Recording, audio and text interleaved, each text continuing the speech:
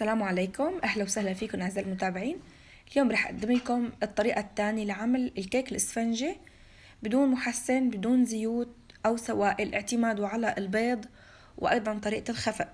إن شاء الله طريقة سهلة وتنال إعجابكم. أنا نزلت طريقة بالبرتقان من يومين، ونزلت كمان العام الماضي بالشوكولا، واليوم هذا سادة بدون شيء مثل ما شايفين إسفنجي وغير شكل.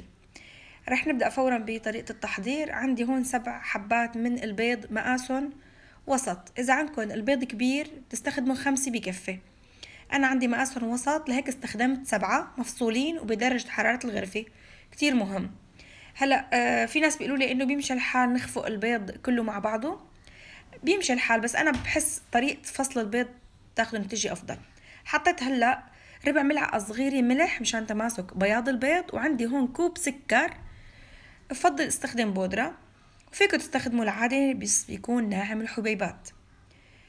نخفق بالبداية البياض على سرعة عالية لحتى يبلش يتماسك. بعدين راح أضيف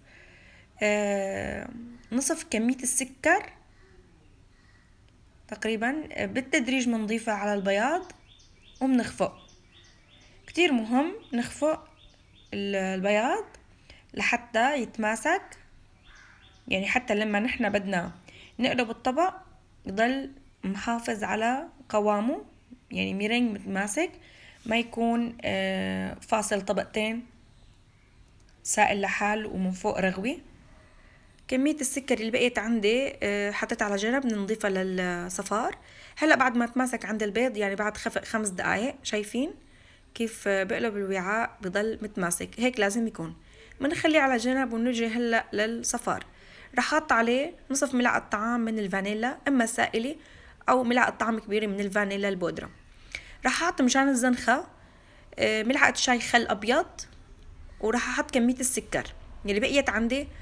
راح احرك بالبداية بدون ما اخفق بالخفاقة حتى ما يطرش غبرة السكر لبرا. بالبداية بنخفق على سرعة متوسطة، بعدين بنرفعها ومطلعة بنخفق هيك لحتى يكشف عنا صفار البيض ويصير لونه فاتح. كتير مهمة كمان هاي الحركة. بياخد كمان شي 5 دقايق. فيكم تحطوا بدال الخل الأبيض برش برتقان أو برش ليمون يلي ما متوفر عنده. شايفين هلأ بعد خفق كمان 5 دقايق صار عندي الصفار جاهز. هلأ بنرفع الخفاقة مع إلى اللزوم، بضيف الصفار فوق البياض، وبكون مشغلين طبعا الفرن على درجة حرارة 180 ببداية شغلنا بالكيك حتى ناخد توزيع حرارة موحد للفرن، وهي كمان شغلة مهمة بنجاح الكيك. بنحرك من الأسفل للأعلى برفق، شايفين، حتى ما نخسر الهواء اللي دخلنا على البياض.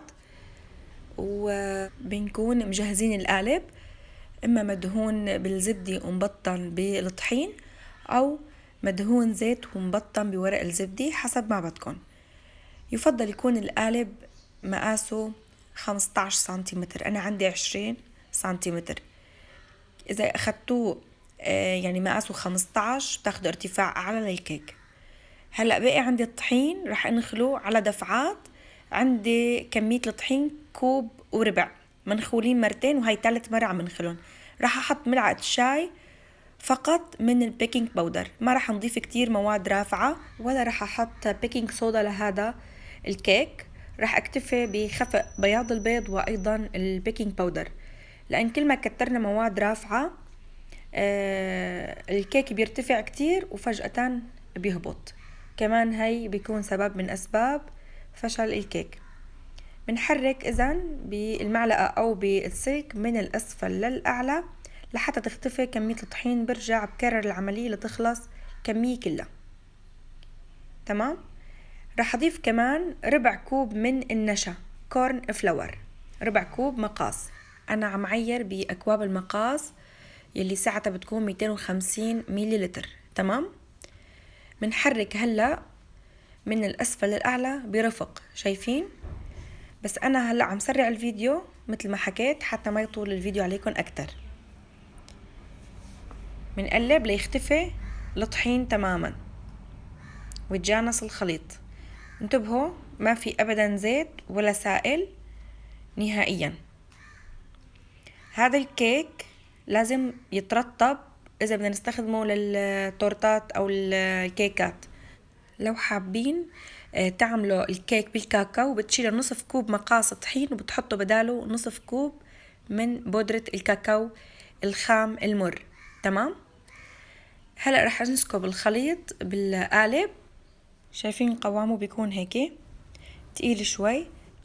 بعد هيك رح اخبط القالب لحتى افرغ الهواء الزائد. بثبت القالب بالرف الوسط بالفرن تشغيل اذن من الاسفل على درجة حرارة 180 لمدة نصف ساعة. بعد هيك بشغل من الاعلى لمدة 10 دقائق يتحمر الوجه، وبخفف الحرارة 170 وبطلعه. بعمله فحص اذا كان ناشف بهذا الشكل بيكون صار تمام. بخليه يبرد دقيقتين، برفع ورق الزبدة وبعدين بقلبه على صحن.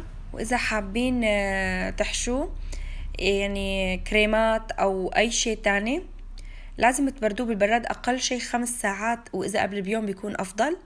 بتقصوه لطبقتين وبتستخدموه رائع. وبتمنى تتقيدوا بالمقادير وايضا طريقة التحضير والملاحظات خصوصا طريقة الخفق. إذا لزمكم أي سؤال اتركولي بخانة التعليقات. جميع المقادير متوفرين بصندوق الوصف أسفل الفيديو. بشكركم جميعا لحسن المتابعة والسلام عليكم.